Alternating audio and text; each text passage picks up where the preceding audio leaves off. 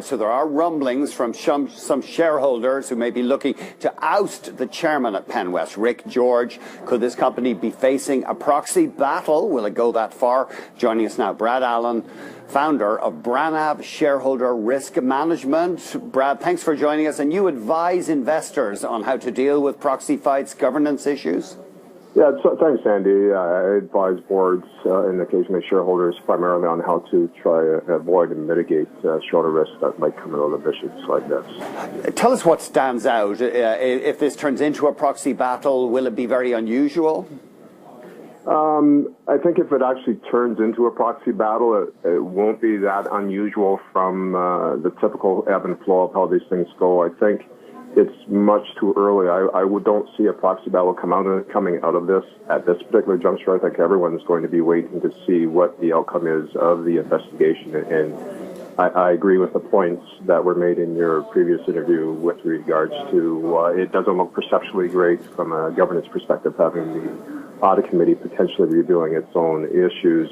But notwithstanding that, I think from a proxy battle perspective, there's still a lot of time to go before someone may want to pull the trigger on that, not the least of which is that there was just the annual shareholder meeting not more than a month ago where the results were quite traditional and favorable for the existing board of directors in the makeup, the chemistry of the top shareholders holding Penn West. Don't appear to be, for the most part, the type that would make a quick decision on whether or not to support a potential disagreement in a proxy battle. Penn West presumably will be under pressure to get an answer on these accounting problems out there as quickly as they can. Could this drag on for months, or what's the time pressure here? Well, I can't directly speak to how long the investigation may take. Obviously, it's in their best interest to have as transparent and as speedy a process as is humanly possible. The duration of how long it may take for that, for the facts to come out, I don't really have a handle on. I think everyone would like to see this measured in a matter of weeks, not months, because as long as this cloud is overhanging the company, obviously it's going to have significant negative impact on the ability of the company to build the focus. And the shareholder attention is going to significantly increase the longer it takes for there to be a clear and transparent answer coming out of the process. What's going through Rick George's mind right now? He's a wealthy man. He doesn't really need this. What do you think his urgent priority is here?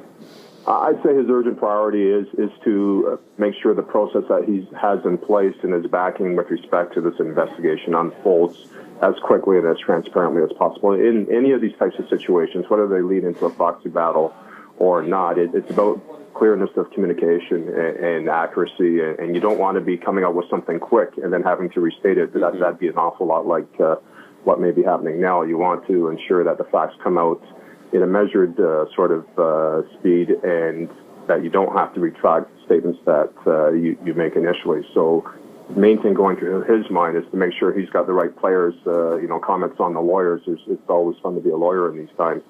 But he wants to make sure he has the right team in place. He may take another revisit at the fact that it is the audit committee investigating seemingly the audit committee. So I think he may be thinking on that and taking in a lot of counsel on whether or not he may add in some external help on that specific investigation to appease at least perception. And other than that, I don't think he'd be thinking about a proxy fight at this point. I think that'd probably be the furthest thing from his mind. I think his focus is on the audit outcome. Brad, we'll have to leave it there. Thank you so much. Thank you, Andy. Brad Allen, founder, Branav Shareholder Risk Management.